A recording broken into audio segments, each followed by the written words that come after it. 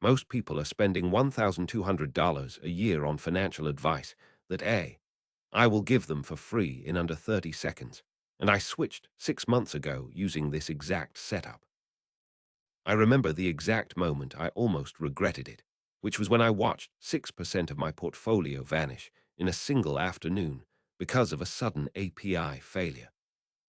Charlie does a slow-motion facepalm at this memory because he knows that blind trust in a black box is a dangerous game. So I started looking at the broader data, and the reality of 2026 is that I has completely moved from a novelty to the primary engine of retail wealth. According to Zero in Daily, over $3 trillion in global robo-advisory assets are now under management, which means the traditional human advisor has effectively become a luxury concierge. Most of the heavy lifting is now handled by algorithms that can process a decade of macro data in a few milliseconds. The landscape has shifted because we are now in a post-rate cycle world where the old rules of 60-40 portfolios simply do not apply anymore. I found that the gap between tech-enabled investors and manual investors is widening every single month, and it is becoming a structural disadvantage to do things by hand. Charlie already moved on to this reality years ago, and he views the old way of managing money as a relic of the past. The part that surprised me was how quickly the institutional players adopted these tools, which forced the rest of us to keep up or get left behind. We are seeing a world where the speed of execution is the only real edge left for the average professional.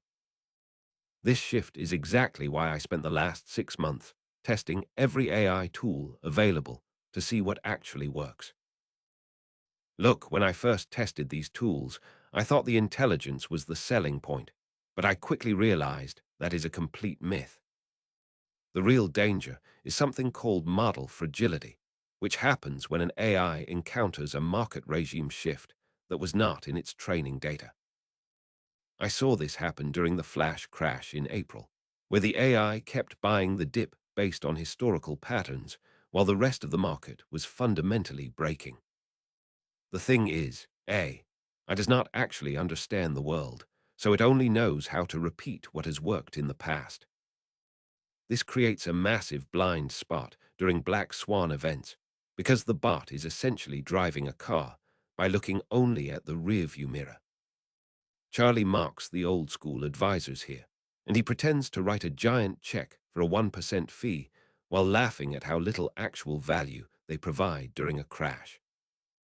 The fee gap is a huge part of the frustration because Zero in Daily reports a gap of 25% to 50% for AI tools compared to the 1% humans usually charge. When you are managing a large portfolio, that half% difference is not just a few dollars, but it is thousands of dollars in lost, compounded growth over a decade. Most people are paying for a human's intuition, but that intuition often leads to panic selling at the worst possible time. I realized that the conventional wisdom of trusting a licensed professional is actually a hedge against our own fear, not a strategy for growth. We are paying people to tell us everything will be fine, while the bots are actually doing the math. This realization is what led me to search for a way to get the efficiency of AI without the catastrophic risk of model fragility. So I ran a series of tests to see why the bots were actually winning, and the result was not that they were smarter, but that they were more disciplined. I looked at the data from FinTech Reads, which shows that in 2026, robo-advisors had an average return of 8.2% compared to 7.1% for human advisors. The difference is not coming from some secret AI magic, but from the total elimination of behavioral errors and lower overhead costs. To capture this, I started using a tool called Composer, which allows you to build visual trading strategies without writing a single line of code. On the screen, it looks like a flow chart where you can tell the AI to shift assets from tech to gold if the inflation print comes in above 3% for 2 consecutive months. I set up a strategy that automatically rebalanced my portfolio every Friday at 4 p.m., and it removed the emotional stress of deciding when to sell. The output is a clean dashboard that shows exactly why every trade happened, which means I am no longer guessing about my own money. I found that by removing my own ego from the equation, I stopped chasing the hype and started following a systematic logic that does not sleep. Charlie would simply set this up once and then forget the password for 3 years, because he knows that the less he touches the money, the more it grows. The behavioral edge is the most underrated part of AI investing, because the bot does not get a pit in its stomach when the S&P 500 drops 3% in an hour. It just executes the logic that was agreed upon during a time of calm, which is exactly how the top 1% of hedge funds have always operated. This structural discipline is what allows the AI to outperform the human who is worrying about their mortgage while they are clicking the sell button. But here is the part nobody talks about, which is the invisible wins created by AI-driven tax loss harvesting. I started using an advanced AI tax layer that scans my entire portfolio every single day to find losing positions that can be sold to offset capital gains. This process creates what is known as tax alpha, and in my own portfolio, it generated a measurable gain of about 1% in after-tax returns over 12 months.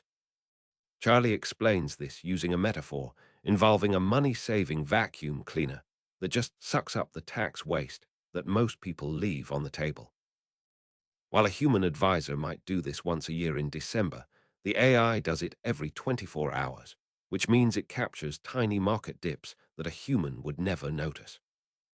I found that the tool automatically replaced the sold assets with highly correlated ETFs, so my market exposure never actually changed.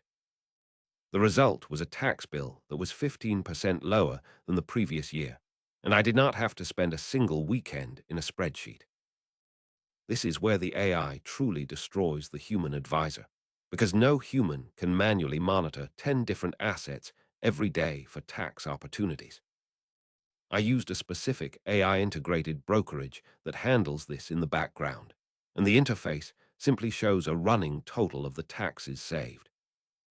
The data from AI MagicX shows that 33% of consumers now consult AI tools before even talking to a human, because the math on these tax savings is too large to ignore.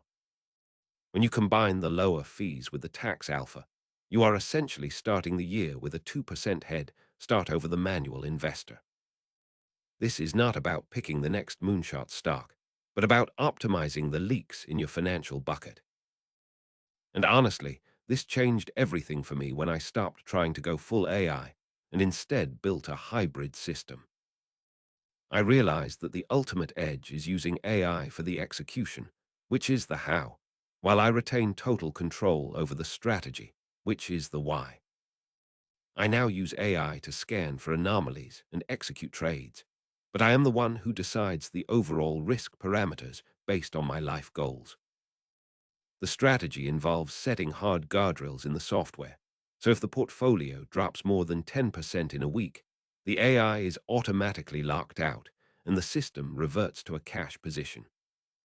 This solves the model fragility problem because it puts a human circuit breaker in place to stop the bot from hallucinating its way to zero.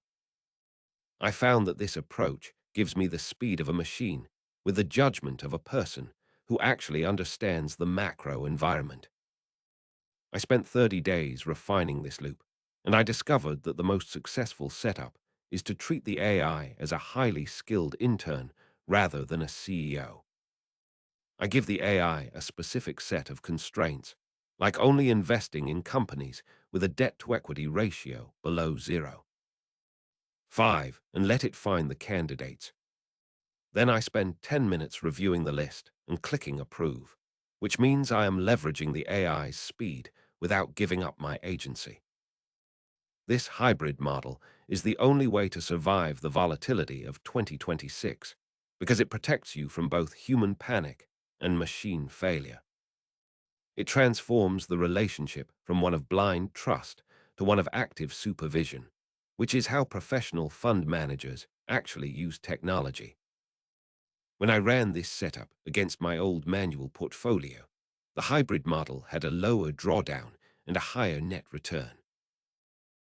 If you want to avoid blind automation and learn the actual logic needed to supervise your own AI tools, you should subscribe to the channel. I am breaking down the specific prompts and guardrails I use to keep my bots from crashing my portfolio. Hit that button so you do not miss the next technical deep dive. So here is the bottom line, and it is that we have moved from being passive users of AI to becoming architects of our own wealth. The goal is no longer to find the best bot, but to build the best system that leverages the discipline of AI while mitigating its technical risks. I found that by combining the behavioral edge of automation with the tax alpha of daily harvesting, I could outperform a human advisor without the high fees. Charlie puts on a captain's hat here because he represents the human-in-the-loop model where the human is the boss of the bot. He knows that the AI is a powerful engine, but the human still has to hold the steering wheel to avoid driving off a cliff during a flash crash. You do not need to be a coding expert to do this. You just need to be skeptical of the hype and focused on the math. The transformation is simple, and it involves moving your assets into tools that prioritize low fees and high-frequency optimization. Once you have the system in place, you can stop worrying about the daily noise and let the compounding do the work. I am planning a full comparison of the best AI investing tools that cost under $30 a month, so you can see exactly which ones fit your budget. Make sure you are subscribed so you can grab that list when it drops next week. I will see you in the next one.